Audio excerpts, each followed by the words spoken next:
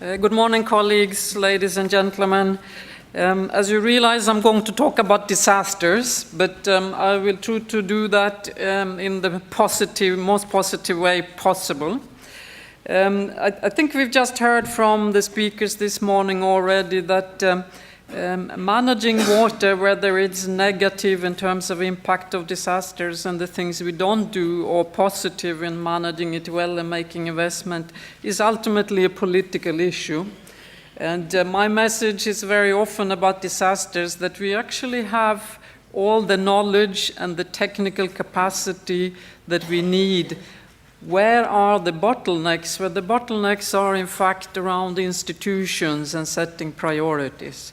So I'd like to thank the minister from the Palestinian Authority for his pinpointing in a very clear and dramatic way where ultimately these issues stops. Let me also thank the opportunity of the organizers of the World Water Week for this focus both on cities and their resilience, because that is, of course, as you can see from this image here, one of the key areas of work that we are doing in the United Nations Strategy for Disaster Risk Reduction, which is a very big partnership. I've understood during the week I was involved myself in one of the workshops here on climate change and urbanization. And I will share with you some of the things that I took away with me from that one and that I hope to contribute. But it's clear that as far as integrated water management or integrated management of water resources, the disaster impact and the climate risk impact have yet to be integrated as a factor for which we can mitigate. Not long ago, I participated in the conference of wind engineers. And of course, wind engineers are very important for you as well. But their reaction to what we were talking about was, well, this is the first time I hear about these things, which is rather shocking for me, to be honest. But congratulating the person who brought me there. But it also led to a discussion in a very positive sense of why is it that most of the wind engineering community have not yet been told or tasked or felt inspired to look at risks, rather the important issues of how to create resilient resource base and infrastructure. I believe that also, like Mr. Tunnell was talking about in the resource scarcity, the importance to ensure that we manage resources well must be one of the driving forces for decision making as of now. Disasters, traditionally, when you think disasters, you think about loss of lives. The good news I can bring you is that many of the things that the world community, national governments, local governments, organizations have been doing actually reduce the loss of life today, particularly in East Asia. Regrettably, in the rest of the world, disasters do have an increasing trend of taking lives. But the really big threat is in fact an economic threat. And if you I will share with you the first key message out of our workshop, which was a very strong message.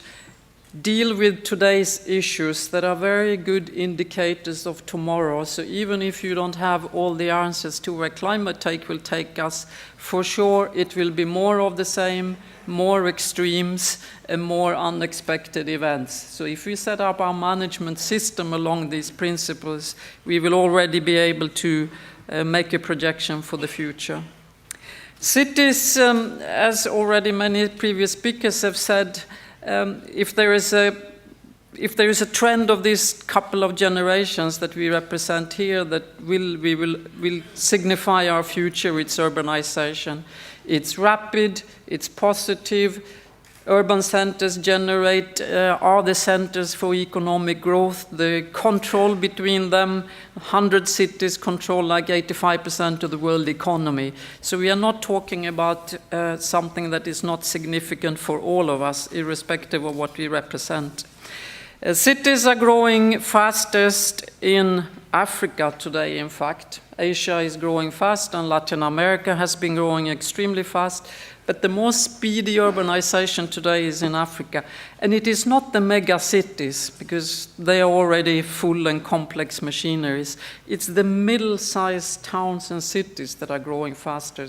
And I'm highlighting that to you because that means that we can actually do something to change some of the slightly negative trends. What are the major challenges to cities? Well, I think it's the speed of evolution. Not even the most positive and good-willing mayor or regional or local government is necessarily able to keep up with the speed of evolution. So what do we do to support them from a big partnership that we are, not only the UN, but many, many others? Well, we've launched a major campaign, which, contrary to what it says here, in fact, will last from 2010, when we launched it, at least to 2015, mobilizing mayors and local governments in a huge partnership with, of course, UN, private sector, civil society organization, to look at what their challenges are and how they can join up forces to exchange experiences in finding local solutions, and sometimes global solutions, because the strength of a partnership like this is that it gets an enormous visibility. From the UN Secretary General, one of our champions is the mayor of Mexico City, but we have also very small cities with very overwhelming problems who joined the campaign. What do they get? Well, first they do a critical self-analysis, and a lot of that is about water management problems, the overwhelming challenges. And they do that before they join the campaign, because joining the campaign, it's their campaign, it's not our campaign. It's their phase to the campaign. They commit to engage in sharing and designing solutions. And to do that, we do have now an enormous partnership of global nature, to which we've been able to align individual private sectors, both with money, technical capacity, huge civil society, community organizations engagement. Global risk is reduced at local level, we say. And what mayors and local governments need is, of course, the support of their national governments. So that's a very critical issue. Very often we talk about that local governments need to be empowered. But very often they have been only very partially empowered. They are empowered with a lot of responsibility, but no money and not necessarily much authority. So by bringing national and local governments together, we can also see that we can contribute to help to move this agenda along.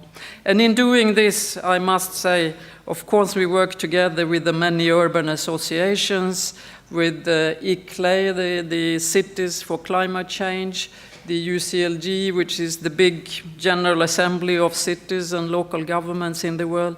And what we really appreciate about this forum like yours is that here we can capture the best knowledge, many of the practices that as a community expert on water, we feel is necessary to associate with this, and we really appreciate being a partner of your huge partnership here, because our future solutions, as I think the previous speakers have all highlighted, only through working together in big partnerships, bypassing some of the institutional obstacles that many of us feel, we can, with the speed and determination and focus, deal with the issues that face many of you today regarding water issues. Thank you very much.